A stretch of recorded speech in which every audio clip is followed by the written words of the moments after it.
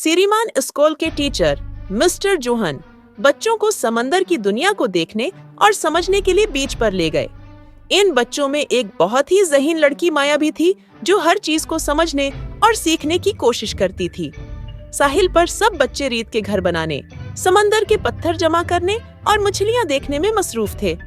माया भी बड़े शौक से हर जगह देख रही थी कि अचानक उसकी नजर पानी में किसी चमकती हुई चीज पर पड़ी। माया ने जोर से चीख कर कहा, मिस्टर जोहन, वो देखें, पानी के अंदर कुछ चमक रहा है। आओ माया, ये शायद किसी पुरानी किश्ती का टूटा हुआ हिस्सा होगा। फिक्र मत करो, चलो चलो सब अपना अपना काम करो। माया को तसल्ली न हुई। वो इस चमकती चीज को देखने के लिए बेताब होगी। मुझे जानना है कि ये क्या है। मैं पानी में जाकर देखती हूँ। माया, जो तैरने में माहिर थी, तेजी से समंदर के कम गहरे पानी में दाखिल हो गई।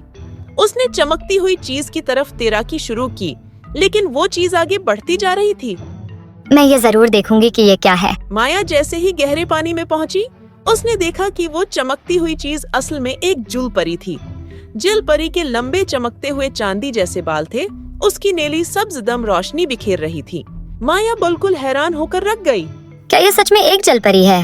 मैं सच में एक जल परी को देख रही हूँ। मुझे यकीन नहीं आ रहा। जल परी माया को देखकर डर गई और जल्दी से भागने की कोशिश की, लेकिन जैसे ही आगे बढ़ी, उसका दम एक पुराने जाल में फंस गया। माया ने उसे पुकारा, रुक जाओ, मैं तुम्हें नुकसान नहीं पहुँचाऊंगी।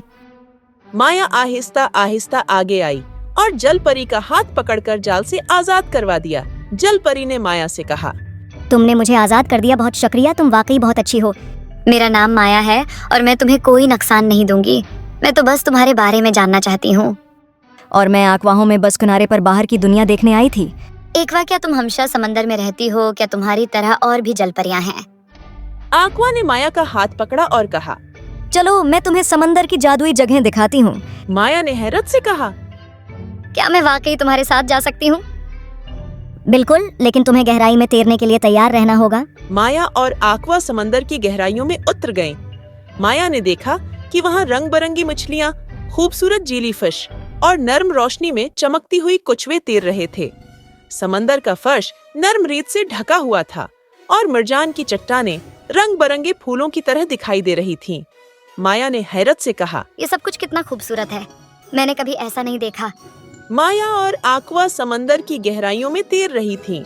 माया समंदर की खूबसूरती देखकर खुश थी, लेकिन आक्वा के चेहरे पर उदासी थी। अचानक आक्वा ने माया का हाथ पकड़ा और कहा, आओ माया, मैं तुम्हें कुछ दिखाना चाहती हूँ। क्या दिखाना चाहती हो आक्वा? आक्वा माया को एक जगह ले गई जहाँ पानी धुंधला और गंदा था। वहाँ बहुत सी मछलियाँ तैर रही थीं, लेकिन वो बीमार और कमजोर नजर आ रही थीं। उनकी जल्द पर दाग थे और वो बहुत आहिस्ता हरकत कर रही थीं। कुछ मछलियाँ पानी की सतह पर बेजान पड़ी थीं। ये मछलियाँ उस हाल में क्यों हैं? इन्हें क्या हुआ? ये सब इंसानों की वजह से हुआ है। वो समंदर में कचरा और जहरीला केमिकल डालते हैं। ये मछलियाँ प्लास्टिक के छोटे ज़रात खा लेती हैं, जो उनके लिए जहर बन जाता है। ये तो मछली भी मुश्किल तैर रही है, क्या हम उसे बचा सकते हैं? आक्वा ने आ भरी, हम इन सब को बचा नहीं सकते, लेकिन अगर इंसान अपनी गलतियों को समझें और समंदर साफ रखें तो उनका हाल बेहतर हो सकता है। माया और आक्वा ने आगे बढ़ना शुरू किया। थोड़ी दूर जाकर आक्वा ने माया को कछुओं का एक झुंड दिखाया, जो साहिल के करीब उदास बैठे थे। बड़े कछुए अपनी भारी गर्दन झुकाए रेत में गड्ढे खोदने की कोशिश कर रहे थे, लेकिन वो कामयाब नहीं हो रहे थे। ये कछुए यहाँ क्या कर रहे हैं और ये इतने उदास क्यों हैं? माया, कछुए अपनी नस्ल को बढ़ाने के लिए साफ रेत में अंडे देते हैं, लेकिन देखो ये साहिल कैसा हो गया है। माया ने साहिल की तरफ देखा। वहाँ रेत के बजाय कचरा फैला हुआ था, प्लास्टिक की बोतलें, टूटे हुए जाल और धाती डब्बे। माया ने अफसोस से कहा, ये सब बहुत गलत है। मैं ये सब इंसानों को बताऊंगी। हम साहिल को साफ करेंगे और समंदर को बचाएंगे। आक्वा ने मुस्कुराकर कहा, तुम एक बहादुर लड़की हो माया, तुम्हारी मदद से हम समंदर को फिर से जिंदा कर सकते हैं। आक्वा ने माया को इस उम्मीद के साथ अलविदा कर दिया कि वो इसकी मदद जरूर करेंगे।